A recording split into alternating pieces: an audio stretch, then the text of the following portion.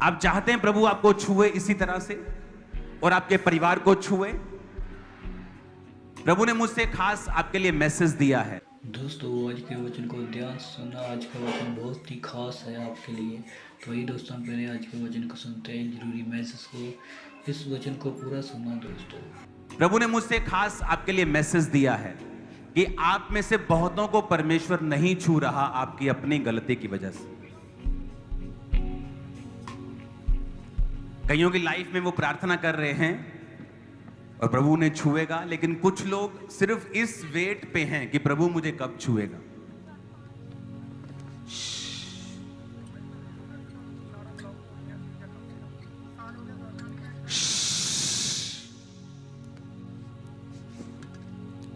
शुक्रवार को, शनिवार को और संडे को हम पूरी चर्च 3 दिन रात के रोजे रखेंगे।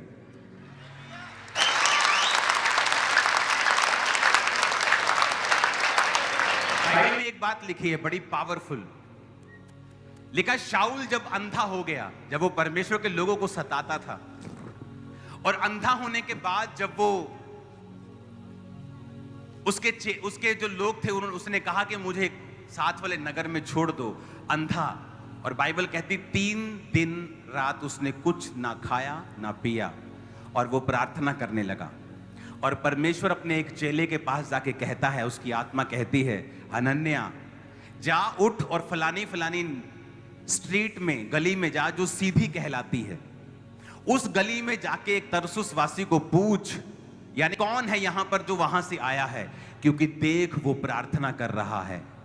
पौलुस 10 साल भी अंधा रह सकता था, शाऊल 5 साल भी अंधा रह सकता था, लेकिन जैसे वो अंधा हुआ, वो क्योंकि वो यहूदी था और परमेश्वर के वचन को समझता था, और बाइबल कहती है उसने 3 दिन रात के उपवास रखे और परमेश्वर ने उन्हीं उपवासों में उन्हें चंगा किया। जिस यूरोप को आप आज क्रिश्चियन कॉन्टिनेंट के रूप में देखते हो, आज चाहे बेदारी वहां कम है या ज्यादा है, हम इसमें नहीं जाएंगे, लेकिन वहां हर जगह चर्च है, हर गली में चर्च है। वो मिशनरी यात्राएं किसने की थी? पौलुस ने। और जानते हैं पौलुस की शुरुआत कहां से हुई? ये तो हीलिंग हुई थी, ये तो पौलुस के जिंदगी की हीलिंग की शुरुआत थी। लेकिन पौलुस की दूसरी शुरुआत, जब मैं यहां पे प्रीच कर रहा हूं, तुम्हारे माइक्स बंद, इतनी कॉमन सेंस तुम में होनी चाहिए सब में, और मूवमेंट बंद कर दो, गवाहियां बंद कर दो, सोचना देखना सब बंद कर दो। पौलुस की दूसरी शुरुआत हुई जब वो पहली मिशनरी यात्रा के ऊपर गया। वो फोटो देखेंगे स्क्रीन के ऊपर, पौलुस की जो पहली मिशनरी यात्रा, मैंने अपने बाइबल से फोटो खींची है कि पौलुस की जो पहली मिशनरी यात्रा है पौलुस की। इसमें अभी आप जो नाम देख रहे हैं, मैं आपको आज की भाषा में बताता हूं ये कौन से देश हैं। ये तुर्की है, साइप्रस है, यूरोप का एरिया है, कुछ एशिया का एरिया है। जहां जहां पौलुस अपनी पहली, दूसरी और आगे अपनी यात्राओं में गया, वहां वहां बेदारी हुई और बड़े काम हुए। और आप जानते हैं पौलुस की पहली यात्रा कब शुरू हुई? बाइबल कहती है जब वो उपवास सहित प्रार्थना कर रहे थे, और सारी कलीसिया उपवास सहित प्रार्थना कर रही थी, तो परमेश्वर की आत्मा ने अपने लोगों को कहा, पौलुस और बरनबास को अलग कर दो उस काम के लिए जिस काम के लिए मैंने इन्हें चुना है। और कब कहा? जब वो उपवास सहित परमेश्वर की प्रार्थना कर रहे थे। पौलुस की लाइफ की हीलिंग कब हुई? जब वो उपवास सहित प्रार्थना कर रहा था।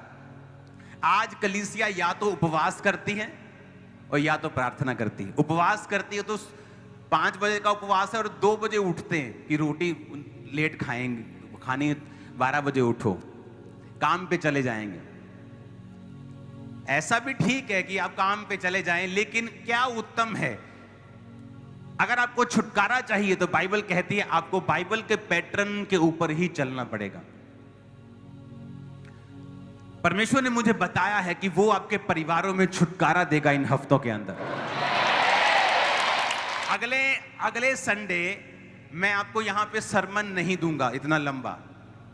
अगले हफ्ते आप शुक्रवार को फास्ट करेंगे डे नाइट, शनिवार को फास्ट करेंगे, संडे को फास्ट करेंगे, और आप अगर स्टूडेंट हैं तो कोशिश करिए छुट्टी कर लीजिए अगर कोई बड़ा एग्जाम नहीं है। अगर काम से छुट्टी कर सकते हैं छुट्टी कर लीजिए। यहां पर भी प्रेयर होगी, अगर आप यहां नहीं आ पा रहे हैं अपने घर पर प्रेयर कीजिए, लेकिन प्रेयर कीजिए, अपने बच्चों को साथ लीजिए। आपके बच्चे डे नाइट के फास्ट नहीं रख सकते, छोटे हैं, उन्हें डे का फास्ट रखवाइए 5 बजे तक। पूरा परिवार मिलके इन 3 दिनों में प्रार्थना कीजिए। मैं आपके साथ फास्टिंग में हूंगा। संडे हम लंगर के साथ उस फास्टिंग को ओपन करेंगे।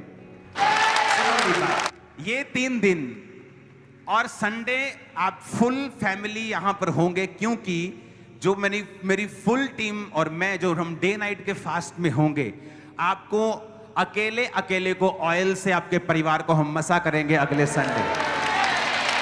परमेश्वर ने मुझे ये स्पेशल आपको करने के लिए बोला है ताकि मैं आपको अलग घोषित करूं कि हम दुनिया से अलग हैं फास्टिंग में, प्रेयर में। क्योंकि जब तक आप परमेश्वर के सामने कुर्बानी और सैक्रिफाइस नहीं करेंगे, आपको कभी आवाज नहीं पता चलेगी कि आपको क्या करना है। अपने घुटनों के बाहर आकर बोलो, परमेश्वर मेरी स्पिरिचुअल आईज को, ईयर्स को, आंखों को, कानों को, आत्मिक आंखों और कानों को आप खोल दें। आज जो कुछ मैं सुनूं मेरी जिंदगी सेम न रहे। ऊंची आवाज से बात करो परमेश्वर से।